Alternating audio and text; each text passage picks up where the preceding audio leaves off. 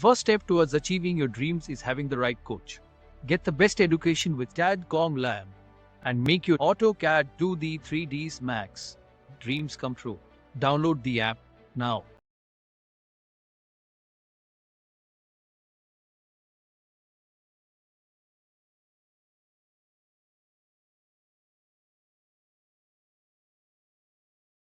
फिर होच-पोच हो जाती है, समझ में नहीं आता। इसीलिए आर्किटेक्चर पार्ट में इसीलिए कॉल आउट्स को यूज़ करा गया है, डिटेल कॉल आउट को यूज़ करा जाता है ताकि आप उनको मार्क करके अलग सेपरेटली शो करा सकें।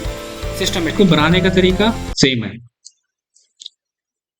जैसे हम लोग इंडियन ड्राइंग्स पे काम करते हैं नॉर्मली, यही एक्सेल एंटर करके प्रोजेक्शन लेके, ये तो कुछ नहीं है। ये तो आप बनाओगे तो ऐसा लगेगा कि बच्चों वाली चीज़ों पे काम कर रहा हूँ। अब ये ड्राइंग जब बनाओगे ना तो ऐसा लगेगा कि पता नहीं मैं क्या बना रहा हूँ, कुछ है ही नहीं इसमें। जब इस ड्राइंग्स को बना लोगे सेम वही डिटेल्स यहाँ पर। पहले हमने एलिवेशंस लिया, प्रोजेक्शन लिया, बेसिक सी वॉल्स निकाली, डोर विंडो की डिटेल दी, स्लैब दी, कहाँ पर कॉलम आ रहा है उसका हमने लाइन दी, कहाँ पर बालकनी आ रही है मैंने उसका प्रोजेक्शन लिया, ठीक है। जहां ग्रूविंग थी वहां ग्रूविंग थी। अब आपके पास क्या बचेगा? अब आपके पास बचेगा लाइन वेट। अब आप क्या करोगे? लाइन वेट का ध्यान रखोगे ओवरऑल जितनी। अब डिटेल्स जब उसमें हम इंक्लूड करना स्टार्ट करेंगे ना तो ड्राइंग्स आपकी खुद ब खुद डिटेल हो जाएगी यहाँ पर। अब आप लोगे लाइन वेट के साथ।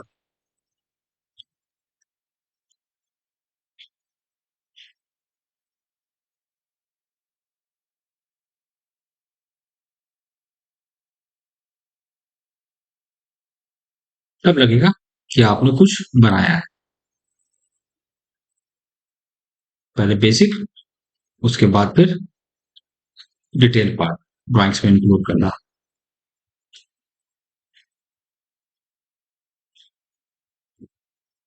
ठीक है। पैटर्न यहाँ पर यूज करा गया है कौन सा? NSI 37।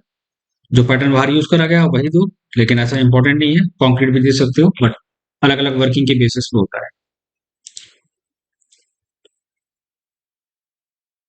तो मैंने जो शुरू में समझाया था आप लोगों को कि कुछ भी बनाओ उसका जो बेस होता है प्लान, एलिवेशन और सेक्शन, वो बेस उसका वहीं से आता है।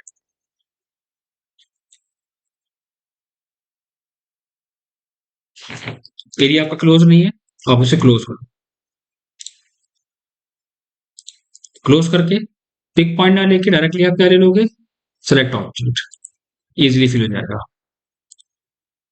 ठीक है। वॉल के अंदर सेम वही मटेरियल जो हम लोग फिल करते थे, NSI 32, सेम चीज है, कुछ डिफरेंट नहीं है। बस देखने में थोड़ा सा डिफिकल्ट लग रहा था ना। तो जब ये एरिया डिटेक्ट ना करे तो वहां पर आपको एक सबसे बेस्ट हम ट्रिक बता रहे हैं। आप उतने एरिया में एक रेक्टेंगल को फटाफट ड्रॉ कर देना है और पिक पॉइंट ना करके आप डायरेक्टली सेलेक्ट ऑब्जेक्ट ले लेना। Select object, this one, size, transparency and close,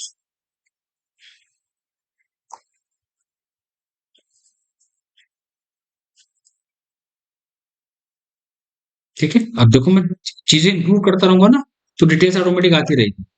नीचे हमारे पास क्या था? हॉल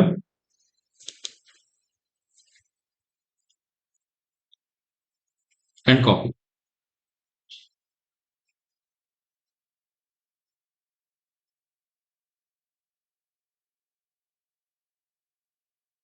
मैं दोबारा से शेयर कर रहा हूँ।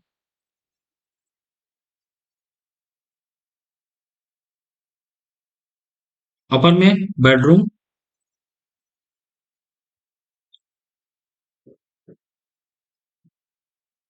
उसके ऊपर फैमिली सिटिंग, टैगिंग कॉपी कर लेना अपनी अकॉर्डिंग,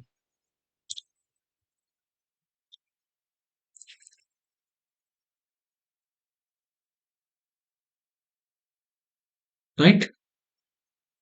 फिर डायमेंशनिंग करके उसकी डिटेल्स को देख के फाइनल कर लो उसको। इजी है ना सेक्शन?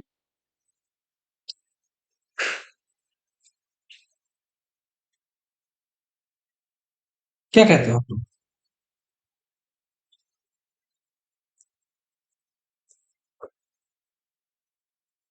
आर्किटेक्चर ड्राइंग्स के कंपैरिजन में इसकी सेक्शन डिटेल्स इजी है नहीं है? इजी है सर, अगर करेंगे तो हो जाएगा सर, ज्यादा नहीं है क्योंकि सेम प्रोसेस है, सेम चीज है।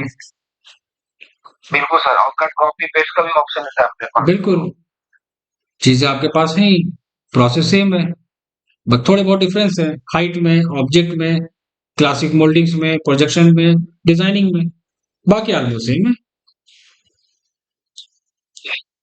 बिल्कुल रेफरेंस ले लो भाई, इसमें कोई ऐसी चीज जो बिल्कुल डिफरेंट हो, जो सेक्शन में दिख रहा था वही सेक्शन में बनाया मैंने। जहां पर विंडो थी एज इट इज सेम है, जहां विंडो थी वहां विंडो थी, जहां डोर था वहां डोर दिया, जहां स्लैब दिख रही थी वहां स्लैब दिखाई, जहां स्टेयर्स थे वहां स्टेयर दिखा दी। और क्या थी, हाँ, चीजों को थोड़ा सा ड्रॉ करने में टाइम टेकिंग पार्ट है, कौन सी चीज कहाँ पर इसको समझने में टाइम टेकिंग पार्ट है, कौन सी हाइट कहाँ पर लेनी है ये समझने में दिक्कत है, बाकी ओवरऑल सेम है।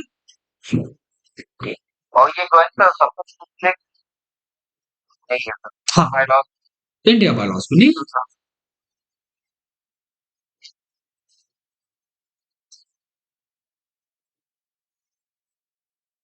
हाँ, इंडियन बायलॉज के बेसिस पे ड्राइंग्स बहुत इजी है, उसमें कुछ नहीं है।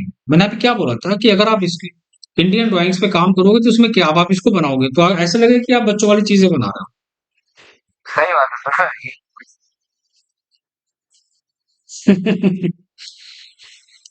जब आप ऐसे इस प्रोजेक्ट पे काम करोगे तब आप कहोगे कि हाँ, आर्किटेक्चर होता क्या है, तब समझ में एक्चुअल में आएगा, है ना? मैं ड्राइंग शेयर कर देता हूँ मैं ग्रुप में, ठीक है, ताकि इसी के बेसिस